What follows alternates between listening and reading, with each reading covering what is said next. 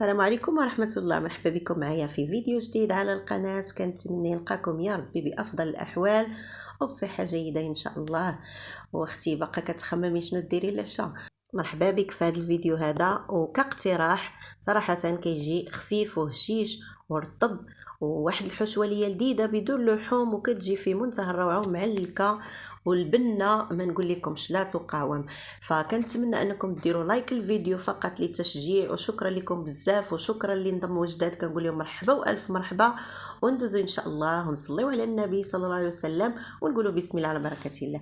فهنايا عندي نص كيلو ديال الدقيق الابيض، وعندي 200 غرام ديال الدقيق الفينو او السميد الناعم. فدرت هنايا معلقه كبيره ديال الخميره، معلقه كبيره ديال العسل، 2 معالق ديال الحليب بودره ممكن نستغناو عليه، والملحه، والماء عندي تما 400 مليلتر ديال الماء. فغادي نبقى نعجن هاد العجينه هادي حتى غادي نشوف شحال غادي، المهم على حسب الدقيق الماء، على حسب الدقيق، كاين اللي كيشرب كاين اللي ما كيشربش. فانا هنايا ديك 400 مليلتر د الماء كلها درتها. المهم جمعت الدقيق على هذا الشكل هكا كتشوفوا كيلتصق. في هذا الاثناء غادي نضيف واحد 2 معالق ديال الزبده كبارين ويكونوا بدرجه حراره الغرفه. صافي، وغادي نبقى نجمع ندخلهم في ديك العجينه غير بيدي هكا، كنحاول انني ندخلهم في العجينه مزيان، وكتولي واحد العجينه اللي رطبه وخفيفه وكتماسك من داك الشيء. المهم هنايا غادي ندير واحد شويه ديال الزيت باش غندهنها، وبطبيعه الحال غادي نغطيها بلاستيكه وواحد المنديل ونخليها تختمر باش ندوز نصاوب معكم الحشوه. فبالنسبه للحشوه اللي عندي غادي ندير، خديت مقله درت فيها شويه ديال زيت العود، وغادي ندير البصله. بالنسبه للبصله انا عندي هنايا 2 بصلات كبارين، الا كانوا صغار ممكن ديروا حتى 4. بعد ضفت واحد الجزره اللي محكوكه بديك الجهه الغليظه اللي في الحكاكه، ودرت الملحه، وغادي نبقى نحرك، غنخليها تنزل واحد شويه. من بعد غنضيف الفلافل عندي تما ملونين، ممكن ديروا اي نوع ديال الفلفله اللي كيتواجد في المنزل وصافي. المهم انا غير حيت عندي ملونين درتهم، وكنحرك مزيان. وغادي ندير لهم التوابل، هي الفلفله حمراء والبزار والسودانيه. بالنسبه للفلفله حمراء درت معلقه صغيره عامره مزيان، وبالنسبه للبزار درت غير نص معلقه، وكذلك السودانيه على حسب الذوق باش كتجينا بنينه في المذاق ديالها. هنا ضفت واحد المعلقه ديال الزعتر، المهم الزعتر غير منقي ما حكيتوش. من بعد ما نزلت ليا ديك الخضيره ضفت المعدنوس، المهم المعدنوس درت تقريبا واحد 2 معالق كبارين. وهنا غندير علبه ديال الطون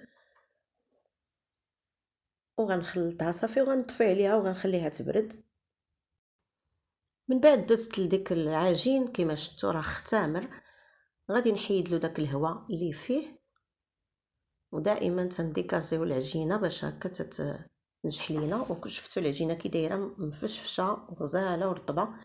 درت هاد السيليكون باش غادي نصاوب عليها، كندير واحد شويه ديال الدقيق وكنحط العجينه صافي. هنايا غادي نقسمها على 2 لان غندير 2 ديال الفطيرات. غادي نخلي نصف بلاستيكه على ما نسالي النصف الاول صافي. وهنا غادي ندوز نشكل واحد الكره، المهم ساهله ماهله ما فيهاش، يعني ما كتاخذناش وقت بزاف. وبالنسبه هكا كتهنينا هكا بالنسبه للعشاء. من بعد ما ارتحت واحد شوي، غير شويه ارتاحت ما كاملاش 5 دقائق، بقيت كنحل هكا الخبزه، المهم كنضغط عليها غير شويه باش ما العجينه رقيقه وبالنسبه وفي نفس الوقت رطبه، ما رققتهاش بزاف. نخلي باش انني نقدر نجمعها عاوتاني ونقرصها من بعد. المهم درت الحشوه، كندير الحشوه على حسب، قسمتها على 2.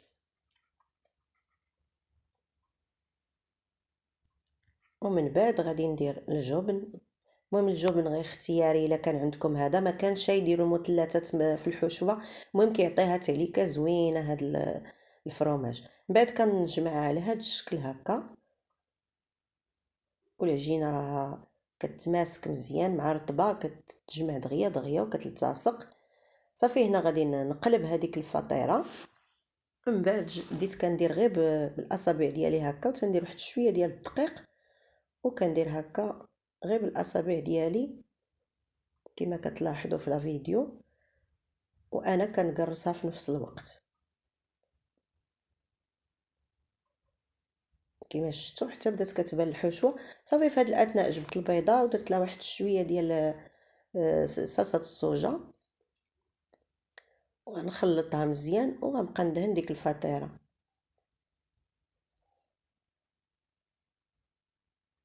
وكنحاول انني ندهنها مزيان من الجنيبات ديالها ومن هذا باش كتعطيها واحد اللون زوين في الوجه ديالها ملي كطيب. صافي هنايا من بعد ما كملت ديك البيض على وجه الفطيره جبت صفيحه الفرن اللي غادي ندخلها. الفرن راني شاعلاه على 240 درجه باش انه يسخن مزيان. من بعد غادي ندير له غير 200 وغنخليها طيب على المال. درت لها واحد الرشه ديال الزعتر وغندير لها واحد الرشه ديال الثوم بودره كتعطيها بنه زوينه حتى هي. المهم هذه الفطيره الاولى غادي نخليها ندخلها الفران بعد ما غيسخن وغادي ندوز النصف الاخر من العجين. هنايا خديت بلاستيك غذائي ودرت فيه ديك الفطيره الثانيه وغادي نطلقها. ودائما كنستعين بواحد الرشيشه خفيفه ديال الدقيق باش ما تلصقليش في يدي العجين. غادي نضيف داك النصف اللي بقى ليا ديال الحشوه وغادي ندير الفرماج من الفوق.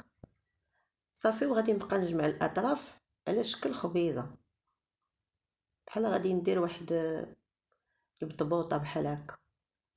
صافي من بعد ما جمعتها مزيان غادي ندير لها واحد شويه ديال الدقيق ونقلبها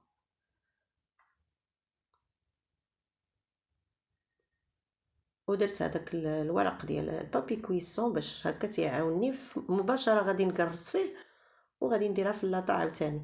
المهم كنقرص هذيك الخبيزه. هانتوما شوفوا يعني طريقه سهله وفي نفس الوقت كتهنيك من كثره الوقوف وكتجي بالنسبه هكا الوجبات العشاء كتجي خفيفه وزوينه مع بريريت ديالها تاي كتجي يا سلام. المهم كنكرسها مزيان وكنحاول انني نرققها حتى تبان ليا الحشوه بحال هذيك الفطيره الاولى. من بعد خديت الماء تبقى ديال البيض مع ديك صلصه الصوجا وكندهن الوجه ديال هاد الفطيره وخديت السكين وكنقطع هاد لي مورسو باش كتجينا ساهله ملي كطيب كنقطعوهم بسهوله. صافي هنايا غناخذ الزرارع. المهم انا اختاريت انني ندير الزنجلان اللي هو السمسم العادي والسمسم الابيض والبافو او بذور الخشخاش. كندير قطعه من هنا وقطعه من هنا هكا تيجيوني جوج من الاشكال. دوك التواله غادي ندير ليهم ديك الزنجلان الاسود او زريعه السانوج وكتجي على هذا الشكل هكا. المهم انا فضلت انني كل وحده ندير لها في الوجه ديالها هكا تزيين وكيبقى اختياري ممكن نديروا لها حتى هي غير الزعتر. المهم كتجي لهذا الشكل. غادي نوريكم الفطيره الاخرى اللي راها في الفران. هي بدات كطيب غادي نشعل عليها من الفوق باش تحمر وغادي ندخل الفطيره الاخرى.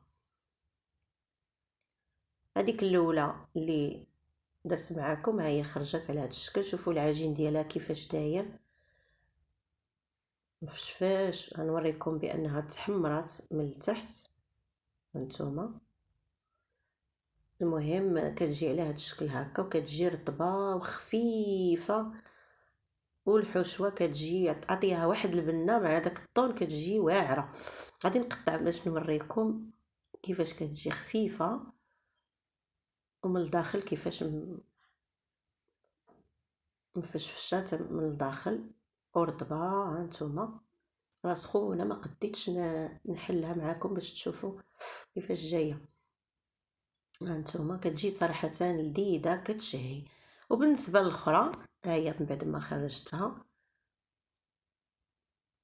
صراحه الخفه والطراوه في هاد الخبيزات هادو وكيجيو بنانين وكتقدموهم بالصحه والراحه. وانا قلت لكم مع بريد ديالها تاي في هاد البرد هذا كيجيو زوينين.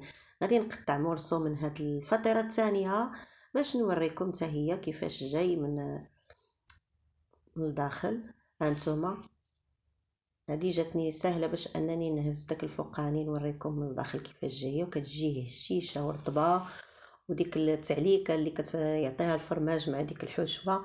وصراحه كيجيو في منتهى الروعه. كنتمنى من كل قلبي انكم تجربوهم، وما تنسونيش من لايك ودعموني في القناه. وشكرا لكم، والى فيديو اخر، الى الملتقى.